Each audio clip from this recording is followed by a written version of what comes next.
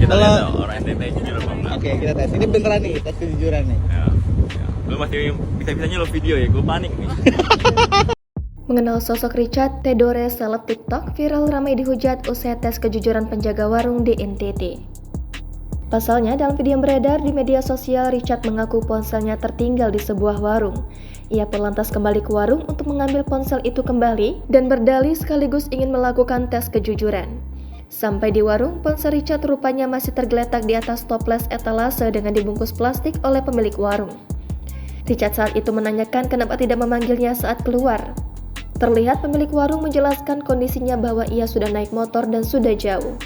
Perekam video lantas berusaha memberikan sedikit uang untuk pemilik warung.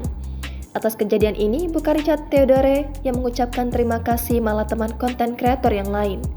Setelah itu mereka lantas kembali ke kapal untuk melanjutkan perjalanan yang sempat tertunda. Saat kembali ke kapal, Richard mengatakan jika bapak pemilik warung tersebut tidak 100% jujur. Richard bahkan berkomentar buruk bahwa HP tersebut akan dijual setelah dirinya menyeberang pulau. Video tersebut sontak menyita perhatian publik dan menuai hujatan warganet terkait sikap seleb TikTok ini. Lantas, siapakah sosok selebgram TikTok Richard Theodore ini? Menurut informasi yang dikutip dari berbagai sumber, Richard Theodore diketahui seorang pengusaha muda yang sukses di Indonesia. Richard Theodore memiliki usaha di bidang kuliner dan kontraktor. Salah satunya CEO Sambal Bakar Indonesia dan Samar Minibar serta perusahaan lainnya. Rich, yang merupakan sapaan orang-orang terhadap namanya ini, juga merupakan seorang influencer yang memiliki ratusan ribu followers di Instagram @callmerich dan aplikasi TikTok @callmerich. Pria kelahiran 16 November 1995 ini lahir di Tangerang yang merupakan anak keempat dari 5 bersaudara.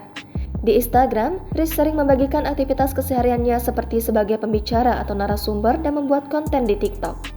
Sementara di akun TikToknya, terpantau ia sering membagikan konten dengan tema berbagi dan membantu orang-orang yang kurang mampu.